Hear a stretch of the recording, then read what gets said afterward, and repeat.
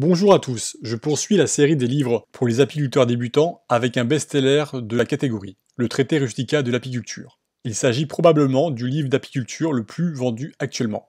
Il est très souvent conseillé par les utilisateurs des forums et des groupes, mais aussi par les formateurs durant les stages en ruche à école. Le traité Rustica de l'apiculture a été réédité plusieurs fois, ce qui prouve son succès.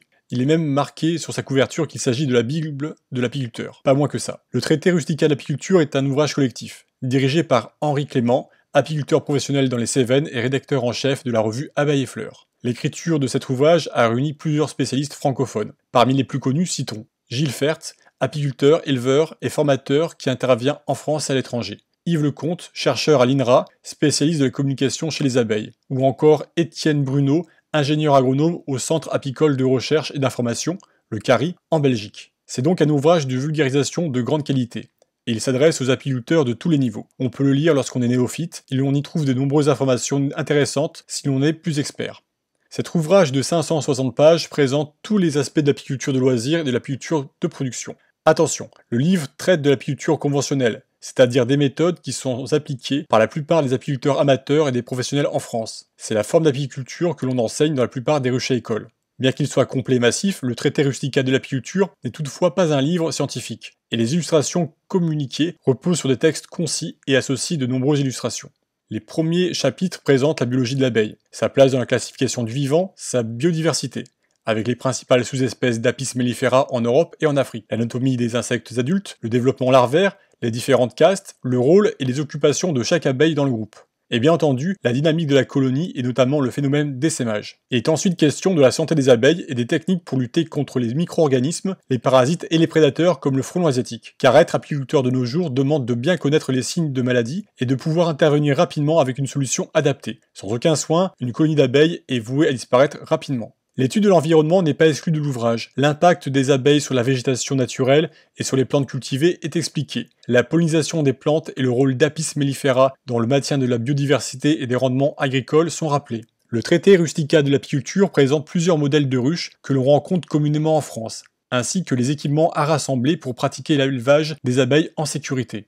On apprend aussi quelles sont les règles à respecter pour installer un rucher. Il s'agit notamment distance de sécurité à maintenir entre ces ruches et les propriétés voisines ou lieux de passage. Mais les informations données alertent sur l'importance de disposer correctement les ruches pour que les abeilles profitent d'un microclimat optimal. Il faudra penser à l'ensoleillement et à l'orientation de chaque ruche par rapport au vent dominant en hiver. Toutes les opérations à réaliser sur une ruche sont présentées. L'usage de l'enfumoir, l'ouverture des ruches, la manipulation des cadres, la création d'essaims artificiels, la réunion de colonies faibles, le déplacement des ruches, les traitements contre les varrois et bien plus encore. Ces opérations, souvent délicates pour un débutant, sont expliquées étape par étape, à l'aide de nombreuses photographies. Un chapitre rappelle au lecteur, sous la forme de tableau, les travaux à réaliser sur le rucher durant les 4 saisons. Car il y a toujours quelque chose à faire lorsqu'on élève des abeilles. Une section aborde l'élevage des reines et la sélection des lignées. Ces informations intéressent davantage les apiculteurs avec un peu d'expérience, mais le débutant comprendra alors le travail des sélectionneurs et des éleveurs. Comme dans tous les livres généralistes, on retrouve une partie qui présente les différents produits de la ruche. Le miel, l'ouvrage se termine avec un guide de 50 pages à ce sujet, la propolis, la cire, la gelée royale et même le venin. L'usage des produits de la ruche s'étend aussi à la production d'hydromel, à la cuisine au miel, avec des recettes de cuisine, et bien entendu à l'apithérapie. Le chapitre sur l'apithérapie est rédigé par Roch Domerico, spécialiste de cette discipline. Ce livre est complémentaire à une formation pratique en ruche à école. Il apporte tout le contenu pour répondre aux questions des néophytes. Toutefois, le traité Rustica de l'apiculture n'aborde pas dans le détail tous les sujets, car il s'agit d'un livre de vulgarisation. Si l'on souhaite se spécialiser en apiculture biologique, dans l'élevage des reines ou dans la lutte contre le varroa, il faudra acquérir en complément d'autres ouvrages ou suivre des formations correspondantes dans un centre apicole spécialisé. Le traité Rustica de l'apiculture, de par l'étendue des thèmes présentés, peut aussi intéresser les enseignants qui souhaitent sensibiliser les écoliers ou les élèves aux abeilles, à leur rôle dans l'environnement et à l'apiculture. On peut donc ajouter ce livre à la bibliothèque des écoles. C'est aussi un livre qui intéressera les curieux qui n'ont pas l'intention de s'adonner à l'apiculture, mais qui cherchent des réponses à leurs questions. Si vous souhaitez en apprendre davantage sur ce livre, je vous propose de cliquer à présent sur le lien d'affiliation qui se trouve en description de cette vidéo. En utilisant ce lien, vous pouvez commander l'ouvrage et vous l'offrir. C'est également une bonne idée de cadeau pour un futur apiculteur.